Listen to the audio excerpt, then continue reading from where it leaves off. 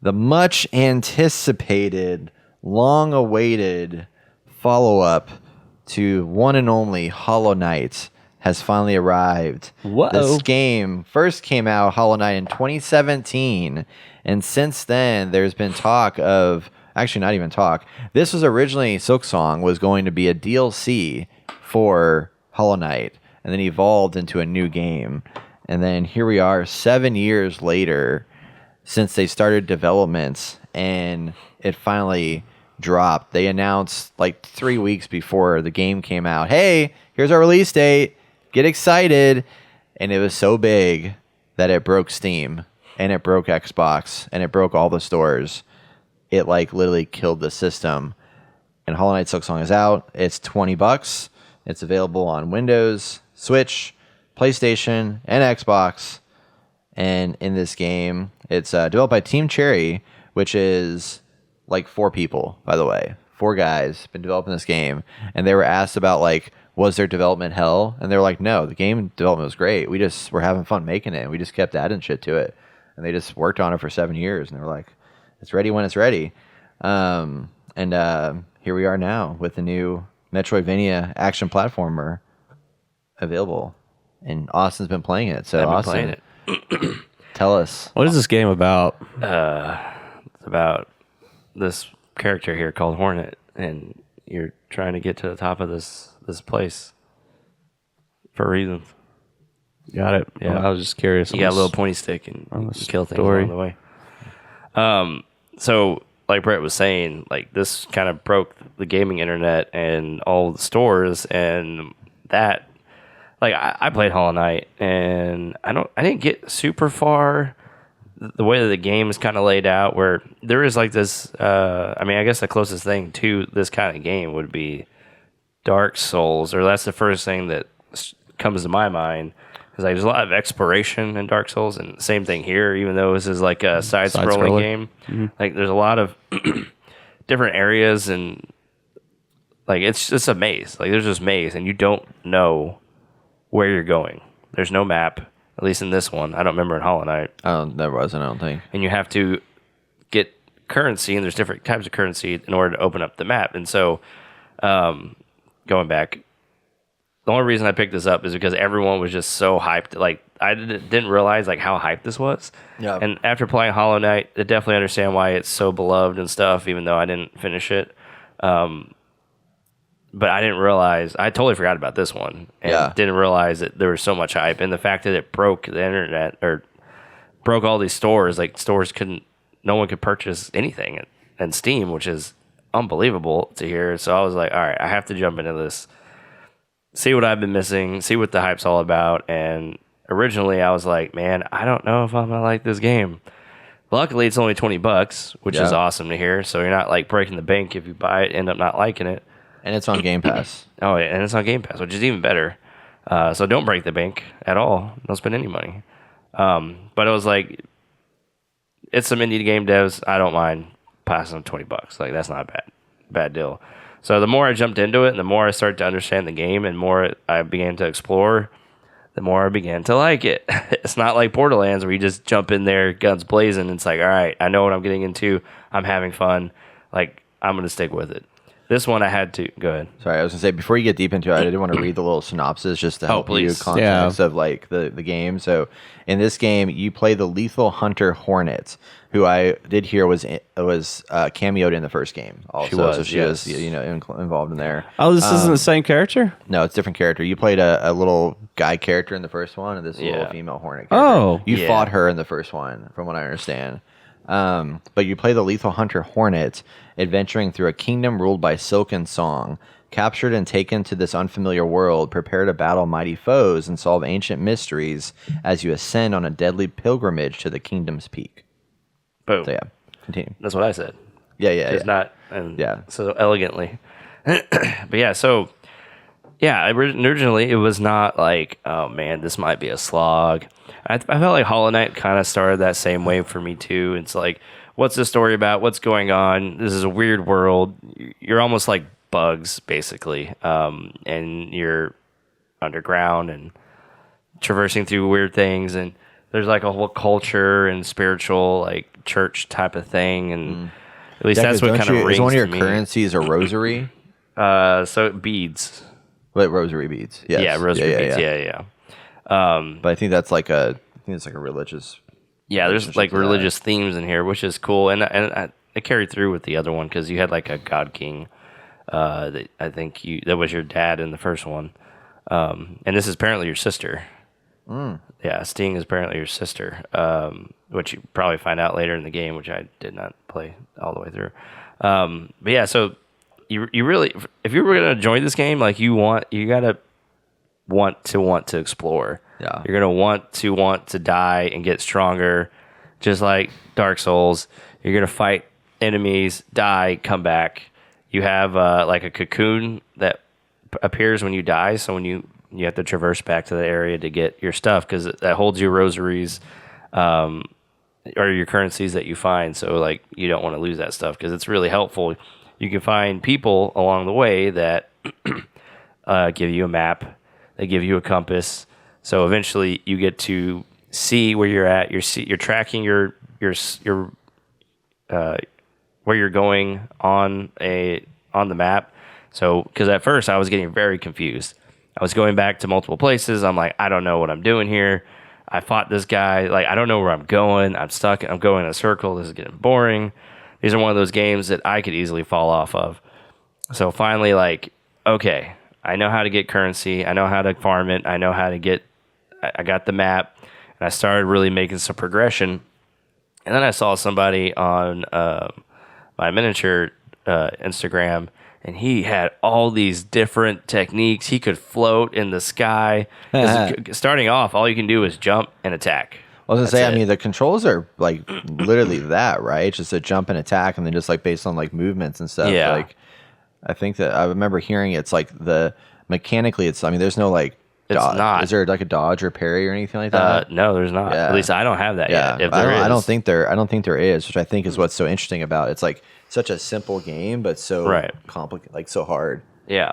So you do have one ability where you have this meter that fills up, and once it fills up, you can activate it, and you can heal yourself for 3 health, and you have a total of 5 health. Top left of the screen, you'll see your health bar, and it's like these skulls. And I think each hit hits it in half, so I guess technically you have 10 health, but that's very helpful, especially when you're fighting a boss or fighting some new enemy that you don't know, like getting that health back and trying to manage that resource because every time you hit, fills it up a little bit. And I believe when you get your little cocoon that from dying, it fully recharges that too, so you can kind of use that to your advantage. I had a thought and I lost it now. Something with traversing. Anyway, so as I traverse, like you start understanding the area more, where you have been, where you haven't been. The areas aren't like super big, Right. so it's like you just gotta. I can get impatient sometimes. Yeah. And I wasn't playing this. Like I didn't sit down to be like, oh, I'm gonna play this. I'm like, I'm in bed. I'm gonna play this now. So like I can get a little impatient. Like, okay, I want to feel like I'm progressing in this game. Like if you're not in the mental, if you don't know what this game's about and how to progress, like I feel like it can get frustrating. But with the simple controls, it makes it easy. But oh yeah, I remember what I was saying earlier. The guy on Instagram, he had all these cool abilities where you could float. There's a run mechanic that you get to, and then you can eventually, the first ability was I can throw my spear. So with the meter that charges up fully to heal you, you can use half of it to throw the spear that does damage in just left or right direction. And so that, like, getting these abilities, learning the enemies, and starting to get these different items, it's fun. Like, it's a lot of fun now.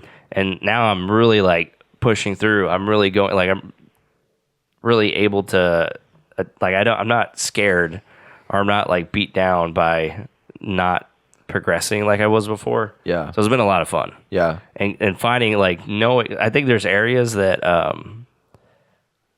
I think I passed one of the areas to get my first ability because I was like, oh, there's nothing over here. I'm just going to go back. Right. And, like, going checking everything, seeing if you can inspect it. Usually something pops up on the screen like inspect, or when you find a new person to talk to, you'd be like, oh, speak to them, and you can activate that. So again, this is a huge exploration game. You do get more powerful over time, and the boss battles, man, those things, every one of them has been different, and I feel like each of them has been a good progression to get harder and harder. I finally reached this one person who was technically a spider, but she only had 2 legs and 2 arms, and she had like a needle weapon like mine, and she was super tough. And every time you die, you lose this one currency you get from killing enemies, which is like shards, I believe. I don't know if that's the correct term. But every time you die, kind of like in Borderlands, like you lose some of that currency. Mm-hmm. I was just fighting this thing, fighting her, and I could not defeat her. And I finally got a good strategy down. I ended up beating her. And that feeling, I'm sure y'all know, in Dark Souls. I don't know how far you got in Dark Souls. I couldn't, Not far. I couldn't parry the first enemy, and I quit. There's 200 foes and 40 bosses in this game. Yeah, That's a good amount. Yeah. it's huge. Yeah. Well, when you defeat those bosses that you've been battling and just want to quit, like I felt like Life of P was like that first boss where I was just like, what the fuck am I doing? I can't get past the first boss. It's not even a real boss, it's an intro boss. But you get past that and you're like, yes, I feel the power. Does this game feel like harder? Like, does this feel as hard as Dark Souls, or like where does it fall in the difficulty of other games? It's not hard at all. Seriously? Yeah, it's not that hard. Man, every podcast I've listened to said this is one of the hardest games I've ever played. Okay, So, if someone put which game's harder, Dark Souls or Silksong, I'd be like, yeah, Dark Souls. really? Yeah, Man, no way. that's crazy. Yeah, no, I've been hearing it's like It's tough. incredibly defeating. It's like tough. it's in a good way, but they said it's like it is incredibly punishing. So I wonder if it's like maybe you're just not far enough yet or something like that. I must not be. Because I was like it's unanimous across the board. I've listened to like 4 podcasts and people talking about it now, and they're like, and these are like Dark Souls players, and like they platinumed Elden Ring and shit like that, and they're like, this game is freaking awfully challenging. And it's like, for me, I was just like, I don't want to play it. But hearing you say that, I'm like, okay, well, maybe I do want to play it now. But I don't like the Metroid Vania-ness of it. Like, I just don't like Metroid Vania games. I don't like the backtracking, you know? Right. And there was only one game I think I played that was a Metroid Vania that had all the backtracking. And I was like, oh, that's cool. But I don't like that style of game, you know? Right, yeah. But I want to play it because I know it's such a good game. It's hard. Well, just like Dark Souls, the more you traverse, the more you explore, you start finding things that help you out. Because I feel like Dark Souls don't have the kind of like, there's not a lot in Dark Souls besides like new weapons or whatever that's going to help you progress outside of like killing monsters, grinding it out, leveling up your health and your stamina, or vitality and stamina. Yeah. And here it's just like, okay, you get that map and it's like, oh, like a relief. Like I'm going in circles. I don't know where I'm going. Like, surely I've missed something. Yeah. So I'm not progressing anywhere. Like I got so bad that I ended up going back to the very beginning part where you first wake up, and I was like, wait, how the fuck did I get back here? And it was like a huge, like, I got lost in the beginning area, and I was like, I already got out of here. How do I get lost? Anyway, that was a whole thing. But yeah, it's a lot of fun, and I'm gonna continue playing it. It is kind of a palette cleanser in a way. Yeah. Because going from Borderlands, we're just action, explosions everywhere. This is kind of like a little more calming, a little more tactful.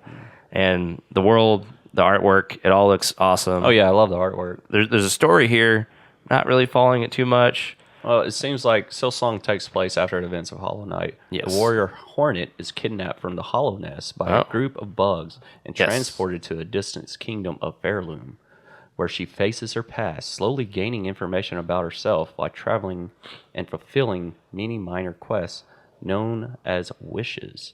The plot of Silksong takes place over multiple acts, following Hornet's journey through Fairloom. Yeah, that's pretty cool. Yeah. Yeah, what do you think of the side quests, Austin? I mean, they're fine. I mean, there's one side quest where I found a druid, I believe. Mm-hmm. He was like, hey, go find me these glowing green berries, and I'll give you something. I was like, oh, okay. Do you like this better than the first one? Yeah, I really don't remember the first one. I mean, it's from what I can remember, it's very similar. I guess she is a little faster, a little more nimble. Because I don't remember how the first one actually played. I'd have to actually watch footage. I don't know why I thought it was the same character. Because I never played the first one. I'm not going to lie. I'm with Brett on this, and I'm not a big fan of side-scrollers to begin with. But I really love the artwork in this. Yeah. And the gameplay. It just pretty.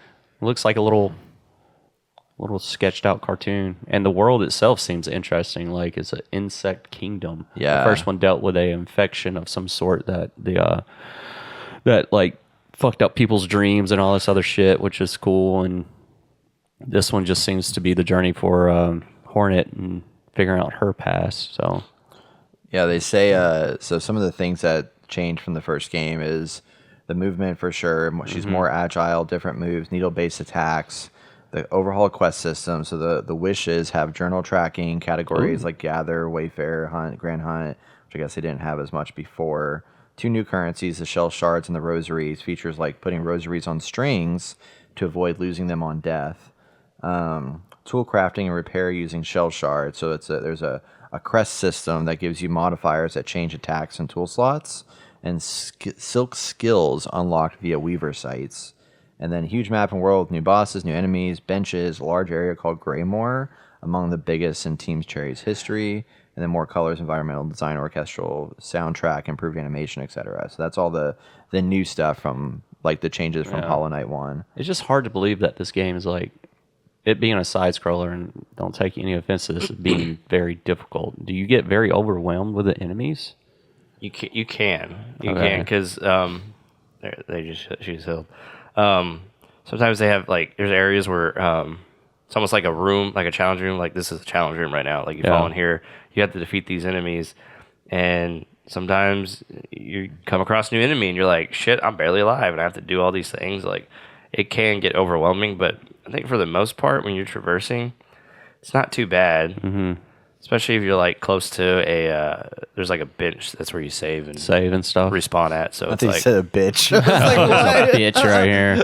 not that. Bitch ass ant. So yeah, I'm enjoying it. Okay. There's not too many things that's like the holding me artwork back. and this. Yeah. And see, it's nice. Like you see these doors that you have to open to help progress yourself forward. So like you get that, and it just feels like, oh, thank you. Like I don't have to do this whole long trek again. I can easily just run through. That's cute. So, and for $20, I mean, you might as well just spend it. Like, don't get on Xbox Game Pass. Like, buy this game. Yeah, it seems like there's 3 acts to the game. So I think $20, and with that many enemy types, 200 foes, and 40 like bosses, Like, yeah, it's a lot. Like, these people deserve it. I mean, with 4 people, the amount of time they put into it. I mean, it even got the industry in a buzz because they're like, $20 is too low for an indie game. Like, you're really hurting the industry, and it's like, free market, man. This is going to be this will probably be on Game of the Year lists. takes 100%. about 25 to 30 hours to beat. That's just main story. For a complete thing is 55 to 60 plus hours for a $20 game. $20 game, That's man. not bad. That is amazing. I'm reading some of the most recent reviews in the last 7 days. This guy has 115 hours in this game. Holy shit. This guy has 134. This person has 260. Side scroller. 263 hours on this one. 27 on this one, so that's a little bit less. 57 on this one. I mean, everybody's playing the shit out of this game. I mean, when it first launched, I have it to give it had. a Let me tell you chance. what the peak was. And I feel like I don't have to play the second one. I mean, the first one to No, I get don't it, think because so. it seems like you're in a different area, a different kingdom. I can imagine there's some stuff that carries over, but like story wise, So it looks cool. This guy said this game can go eat shit and die. 10 out of 10. Can you upgrade your needle? I don't know if you can. You know what? There's little hidden things in here. Like the first person has a store, and you can get this ore, but it's like obviously it's very expensive. It costs beads. You have to go get the beads, come back. you could die along the way. But if you get that ore, like the description says, can be used to make something from someone. So I finally got to the part where I found somebody who's a smith later on, and I was like, dang, if I just would have bought that, like that's gonna do something for me. I don't know what. So you get a lot. Then the same store has a key, and it's like this key unlocks a door. I found a door. I was like, damn, I don't have any of this stuff. So it's helpful to like really grind out some of these areas because you can, when you go like to a chair to rest, it respawns your enemies. So you can go back, kill certain enemies that have rosary beads, and really stack up that currency. You have to beat a boss, and once you beat said boss, you will go to a town and find Pinmaster Plenty. Have you met Pinmaster Plenty yet? Okay. There's a widow boss you have to beat, and once you do that, you can go to him to upgrade your needle. Oh, okay. And the first time you upgrade, it's free, and subsequent upgrades will require a resource called Pale Oil, which is more difficult to find and is needed to fully upgrade the needle by Act 3. So there is an upgrade system for that as well. Yeah. Don't die. It's a pretty, I mean, it's impressive how it's like this side scroller. I saw somebody make a map of what this whole world looks like, and I'm like, that's kind of crazy that they're able to do that. But like, is it huge? Yeah, it's like twice the size of the original one. Wow. Yeah, but it's like because it's Metroid, and like you said, there's no actual map in there. It's pretty interesting to see the. Oh wow! There we go. That is to see everything. That is pretty huge. Here. Yeah, let's see. Interactive map. Blah, blah, blah. Like, Don't spoil it, Brett. It's just a visual. Just go down. Oh, there's no scrolling? Yeah, there's no scrolling. What the heck? Wait, what the heck? Yeah, where's the link? What is this BS? There's supposed to be a link here. Go back. Just go back. Your mom's a link. Anyway, I'll wrap this up. We can look at this later. But yes, I think it's worth it. Oh, yeah, I was going to say on September 6th, Saturday, September 6th, it had almost 600,000 people playing this on Steam. So you can only imagine dude, Jesus. Everywhere else, every other area has a map. or every other console, what they did. If stores are breaking just for people to buy this game. So huge. I mean, it's fallen off now, but 24-hour peak was 277,000. I can imagine like after like in-game stuff is there's not too much to do besides run around and get collectibles. Right. That's what I'm thinking. So it's probably like you put this down for a few months, maybe a year, and you come back and you play it all again. I mean, someone played it 150 hours on it, and plus there was DLC to the other one, I believe. I think there was like 2 or 3 things to it, so I can imagine they'll have more for this one as well. Look up Hollow Knight, see who's playing that.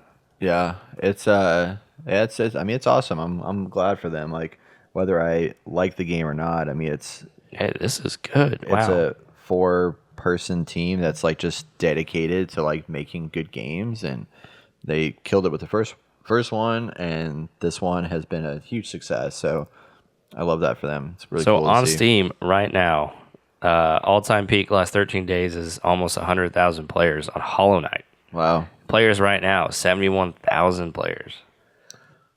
Wait. Oh, wow. Is there DLC on the first one? Yeah. There was. You just said that. Well, no, check. I was just reading Wiki. I don't know for sure if I was right or wrong. I'm pretty sure. Are you reading Wiki or AI? Wiki. Okay, good. Wikipedia. That's a little bit more reliable. Yeah, that's why I went to it. I didn't want to read the AI, but I was just reading the story of the first one, and it said that like there's 3 different other things. This was supposed to be the DLC. I have 2. Oh wait, 2? Gods and Nightmares. Yes. So there is like, so I can imagine they'll come out with DLC for this. Someone put 150 hours into that. Like, yeah, it's pretty crazy. Yeah, it's definitely worth trying out. I'm excited to see it nominated for Game of the Year in some category. Yeah, it's definitely gonna be up there for sure. I hope it doesn't beat out Clair Obscur, but you know, it's deserving to be in the. What's Clair Obscur? I don't say that. I wake up to that music every morning. Okay. Oh my gosh, so good. Anything else to say about the game? That's it. No? I mean, I'll get a little farther. Might revisit it here on the podcast. Awesome. Might jump into it too. I want to buy it just to 1, support them, and then 2, I want to try it on the Switch because I need a game on my Switch anyway. So yes.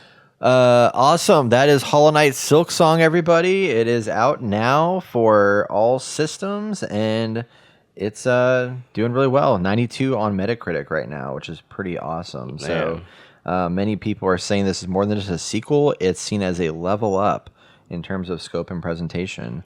And then they're like definitely going to be patching the game in the future.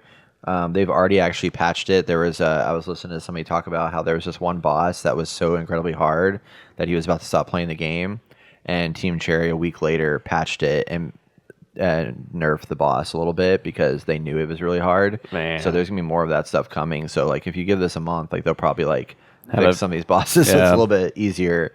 But people that play the game for review and stuff like that were like losing their shit. It was so freaking hard. It can be. Like this one boss, I was like, I almost gave up. I was like, I just need to go to bed. But I was like, if I give up, I just had to power through it. And I did it. I beat this bitch. It's awesome.